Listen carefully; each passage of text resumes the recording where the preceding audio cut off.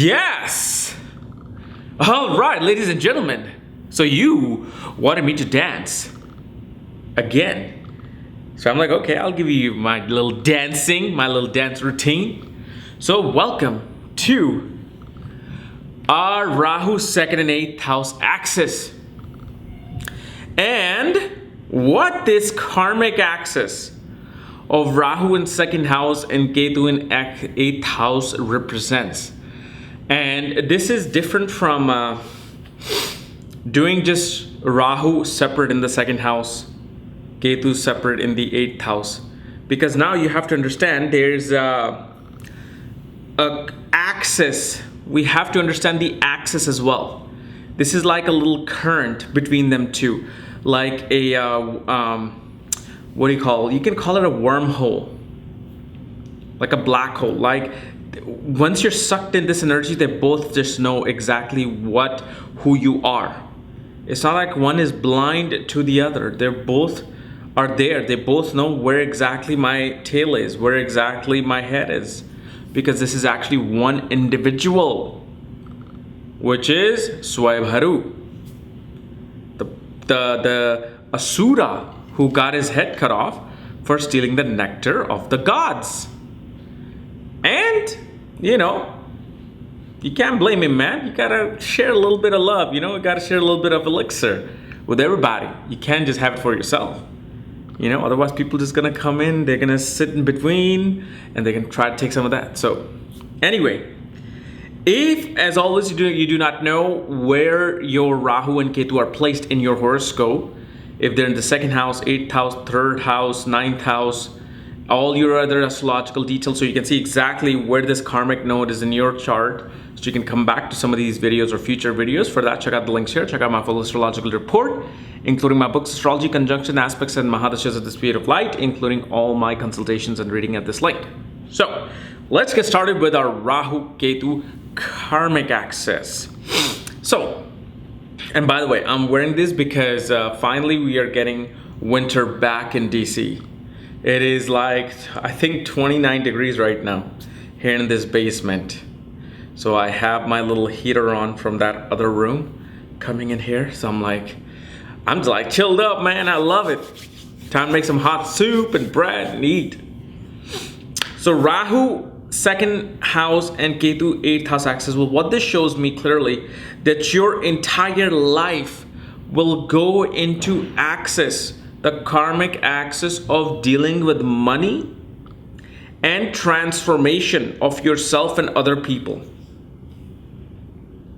And this also shows your entire karmic axis, whether it comes to your spirituality, your career, your children, your spouse, your parents, all has to do with your speech.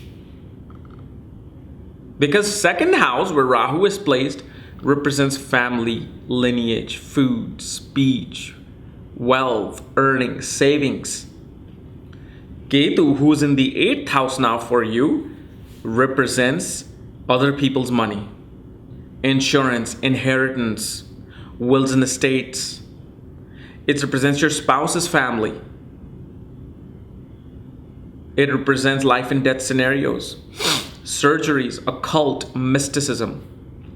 Now, Rahu, as you know, represents the forward motion.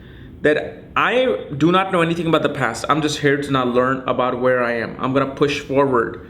Where the tail of the Ketu says, well, you might not want to push forward unless exactly you know where you're coming from. Unless exactly you know what the map is.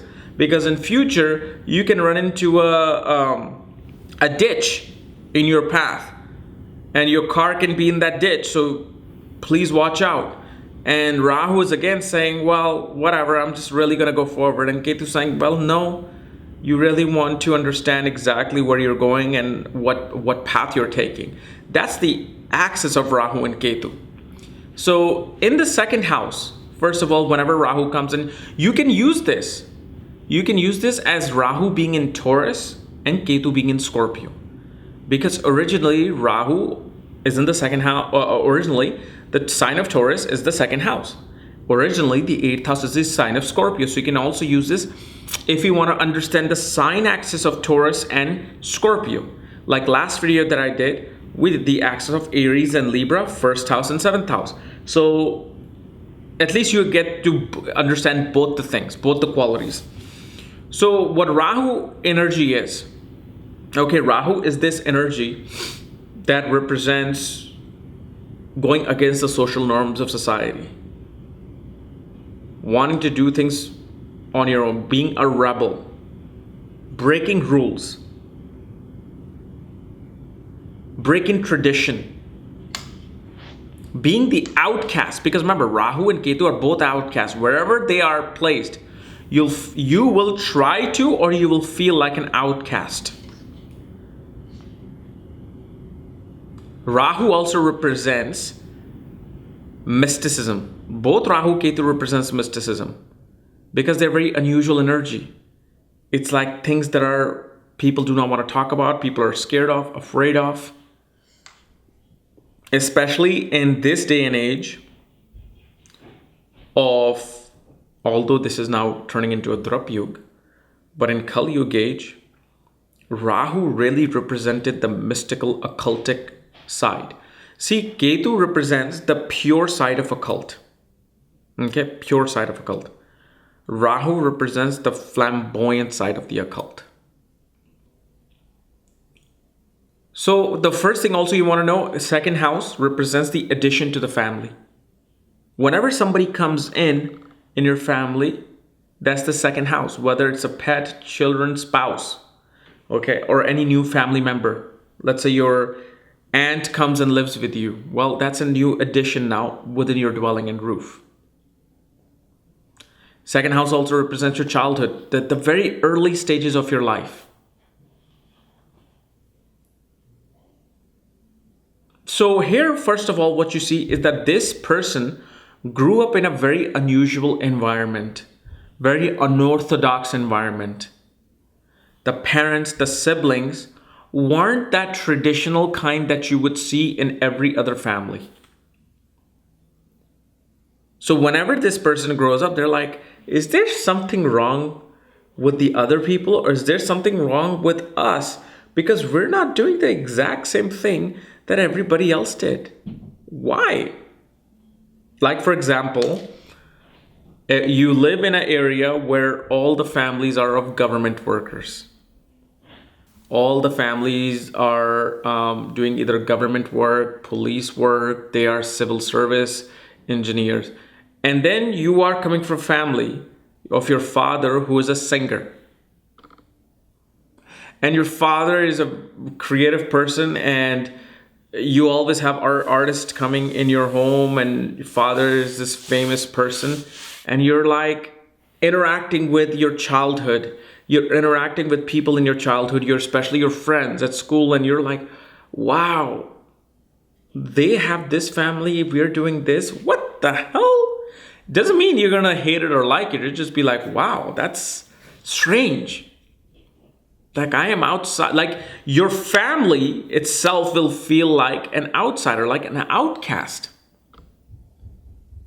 Then at the same time, growing up early on, if Rahu is not affiliated with certain planets, can separate a person from their link, from their lineage.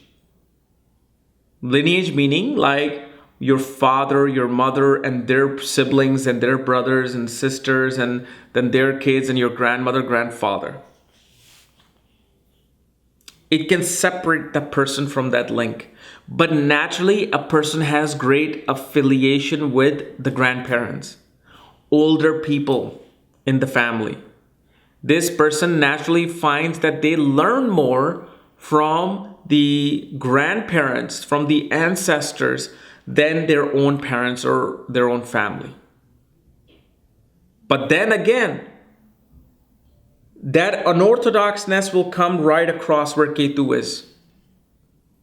So not only this person deals with this unorthodox family environment, but the linkage of this family now has to do with the 8th house. Meaning that this person could be surrounded by and could have a past linkage to mystical people, occultist tantrics. This person, see, Ketu represents the things that you have already experienced in your life.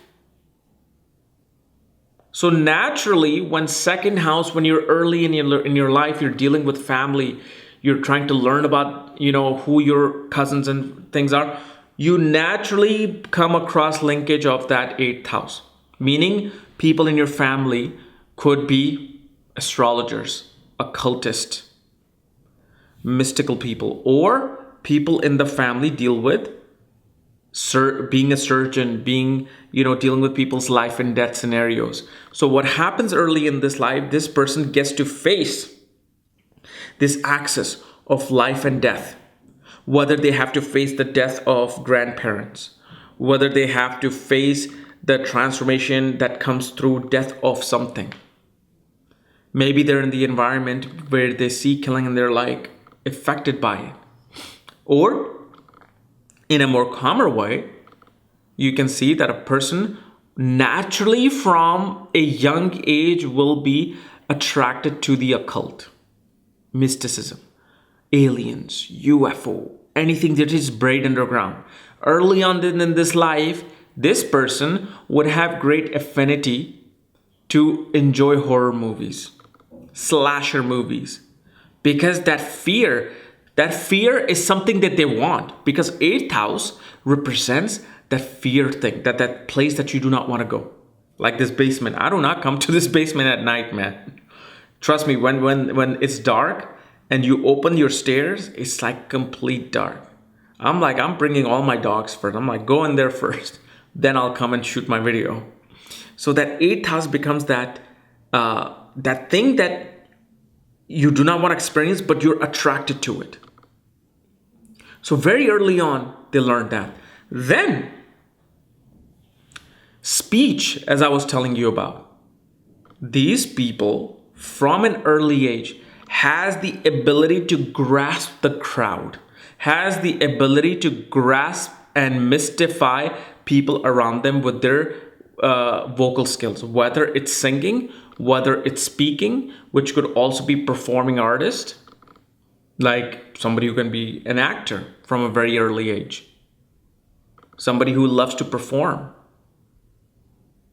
And Rahu, which has this mystical energy, okay, especially of this new age, and especially Rahu, see, when we speak, something happens, right? Like spelling is spell. You put spell. Rahu, what it does, it has a very magnetic force about when it speaks.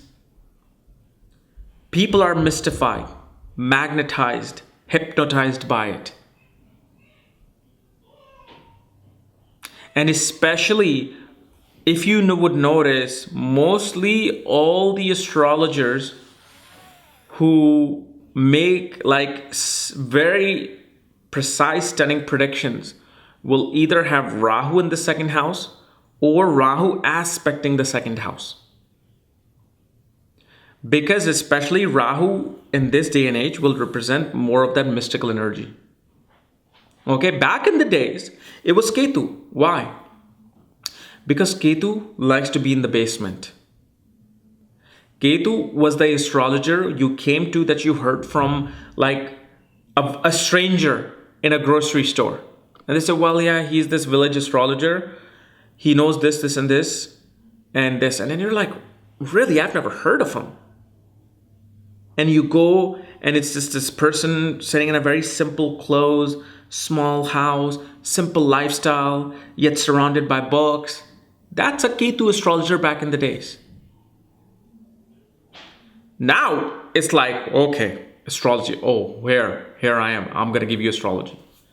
So that becomes that flamboyancy that Rahu brings. And because of the fact, 2nd house, which represents your ability to speak, has the strong influence of influencing other people. Because 7th house has Ketu. They will always attract Ketu-like people when they speak. Meaning, all the people who are naturally interested in this axis of Rahu Ketu, which is occult, mysticism, sorcery. These people make excellent bankers because Rahu in the second house with money becomes extremely powerful about how to handle that money. Because Rahu wants to be in that material plane. Rahu does not want to be Ketu. He does not want to be in the jungle sitting under a tree. Rahu's like, I need to build myself a nice high riser. I need to build myself a nice pad. So in the second house, Rahu's like, yes, I see money. This is great. I love this position. But then what happens is, Rahu having Ketu completely opposite to itself finds out that he will have no support from other people to help him attain that money. See, I'm looking up because the second house is up in the North Indian chart. So Rahu is sitting here, looks at money, sitting up at the shelf, okay? But then he's like, okay, how do I get it? How do I get it? Okay, how do I get it? Hey, can you help me get it? Can you get me a ladder? Can you get me this? And then they find out, nope, I can't help you. Sorry, do it yourself. Do it yourself. I'm not going to teach you how to get the ladder. Go find it yourself. So what happens with Rahu, Ketu axis of the second and eighth house represents your support system of other people's money. Like, hey, I will invest in your business. Here, take this money, start something. Here, take this money and go get yourself an education. Because Ketu, wherever it sits, it'll block that area. It's like a clogged drain. They do not have access to the money of other people. They then have to learn as they grow older, because when Rahu is in the second house, these people are very immature about everything. They don't know what the hell's what. Because Rahu is this smoke. It puts a smoke upon your value system. Second house is also value. What do you value? What do you possess? Well, they're pretty oblivious about, what do I possess? What do I have? I don't know. What do I have? Who am I? So that again, that identity, which is the second house, like your first house is the self. Second from itself becomes gain of that self, right? So gain of the first house, which is you, becomes the second house. So if Rahu is again here, Rahu's gonna be confusing you, like, what are my values? Who am I? Am I just drifting? So as they get older, then Rahu realizes that, okay, I'm not going to have any help in this world. I'm going to have to do it on my own. So then the lesson of Rahu in this axis becomes that you have to attain wealth through your own effort, and your own effort only, and nobody else will be here to support you or give you what you want. Now, again, I'm saying this, but you got to understand, if there are support of other planets, then it'll nullify that Rahu position. It won't take it out all the way. It'll nullify. So if you have benefic planets like Venus conjunct Rahu, well, this person can actually grow up in a foreign environment in a regal royal status. If Jupiter is with Rahu, this person will always have somehow support coming from their family and their teachers and counselors. So whoever they come across as a teacher will somehow help them or give them knowledge to make that wealth on their own. But this axis of Rahu Ketu, remember, if you have this, you will never be able to make money through support of other people. Rahu, which represents the immature energy of what you're here to do, says that you must make money through your own effort because you're not going to get anything from other people. But then this linkage comes in of Ketu, who's in the 8th house.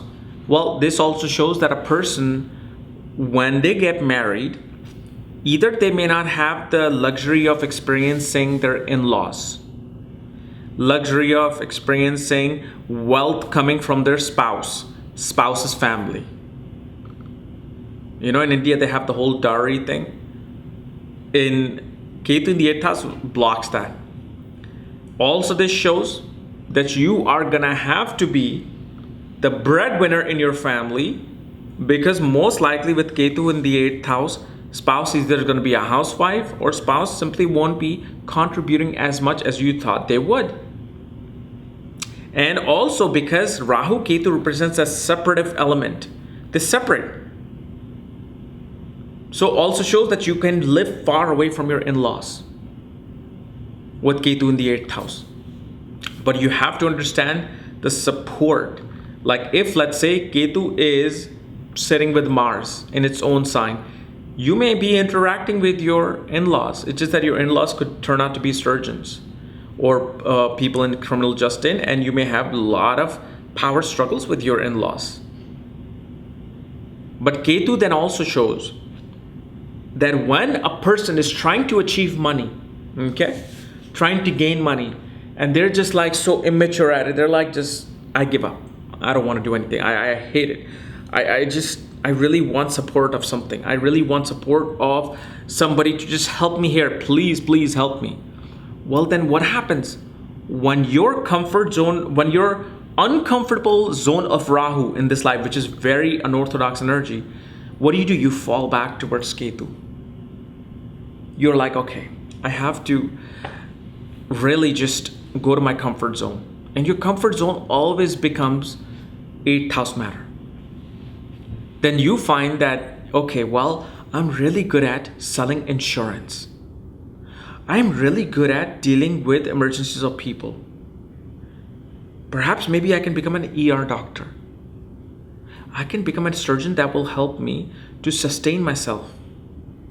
Ketu in the 8th house also shows that, wow, I'm fascinated with this thing called occult and mysticism. Well, maybe I should try to learn this. And by learning this, I can also support myself. So always Ketu, which represents that blockage, that clogged drain, also has the solution it carries for you to link to that Rahu in the 2nd house or any house. Sure, here's the thing that I realized with Ketu, wherever it's sitting, the things that are alive, like Jiva, things that are alive will not be there to support you. Things that are not alive, things that are more substantial, will be the one that will help you to gain what Rahu's trying to gain. So in Ketu in the 8th house, you may not have support of your father-in-law, mother-in-law, your spouse's family, wealth, inheritance. Inheritance will be blocked. Somehow, some way, inheritance will go away. Or inheritance will be split in two. Because wherever Ketu sits, Ketu is a scissor. Wherever it sits, it'll cut those things, whether in 2 or 3. So let's say if you were to get your parents' house, well, it's going to have to be split into 2 or 3 because you have siblings. So you don't really get that whole thing. And especially if there's more malefic impact on the 8th house, then you don't even get that little small portion. But what Ketu says here, do not rely on living. Do not rely on the living to help you. Rely on something other than the living. You know, like Venus, when it's in Virgo, it'll give you problem in marriage, relationships, or in getting married on time. But what Venus will do, things that are not alive, it'll give you great things there, meaning fashion, beauty, arts, creativity. These things will naturally help you. Same thing with Ketu. Ketu says, I'm not going to give you any help here with all these folks, but hey, I will show you how to support yourself by learning about things in the 8th house. Whether it's occult, mysticism, surgery, medicine, insurance, inheritance business, wealth management business. Like especially with these people, they are excellent at wealth management. Why? Because they are already bringing expertise from their past lives of how to deal with other people's assets and wealth. But that lesson is complete. That lesson is finished. Now their lesson is to how to be self-sufficient without dealing with any of those things. But what happens is, sure, you may not get some old rich man say, hey, here's my $1 billion, you can manage it. No, these guys are going to have to work hard. These are guys are going to have to work hard to go and find that money by dealing with, things that are not alive. So they start out through insurance. They do life insurance, auto insurance, and they will build their great reputation and wealth. Then what happens is they're like, well, now I can open up my own wealth management. Then they manage their own wealth. They manage their spouse's wealth. So slowly they build up, and they finally get that $1 billion man. Because it's not going to come, because it's clogged. So this access throughout life will keep you always towards, how do I earn money by being self-sufficient, yet how do I also get the support? Well, support is going to come through not living things, but things that are not living. Then second house represents your face. Okay? Whenever Rahu either aspects the second house or is in the second house, and I've written an article on this called Rahu Artha House Secrets. Whenever Rahu is in the second house, Rahu will say, okay, well, I know how to get this money now. But Mr. ABCD, I will give you this money if you show your face to the public. I want fame. Not you. Your Rahu wants fame. Rahu is a flamboyant energy. You got to understand that. Rahu will not be like Ketu. They're polar opposite. That's why they are 180 degrees apart. Only higher divisional charts, when you have passed the spiritual realm, then they become one, which is the higher divisional charts. But Rahu says, the more fame you give me, I will start opening up the zipper of the money, and I'll start throwing money at you. So whenever you have Rahu in the 10th house, 6th house, 2nd house, the more you show your face to people, the more people know your name by your face and your face by your name, the more money you will get. I don't care what you're selling. You can be selling insurance. You can be selling toilet seats. You could be selling this hat that I'm wearing or these glasses that I'm wearing. But when you become the face of your company, face of your brand, and people like, wow, this person is selling toilets. Wow, I like it because I connect to him. He really knows that sitting on a bigger toilet helps you poop better. Wow, you're so real. I like you. I'll buy your toilet. So that relationship has to be made. And especially from the second house, Rahu, as you know, will aspect the 10th house of your reputation and of your fame. 10th house is also fame. So magnetize that. But then what also happens with Rahu being in the second house, getting the fame, when they have too much fame, then they retreat back into the 8th house.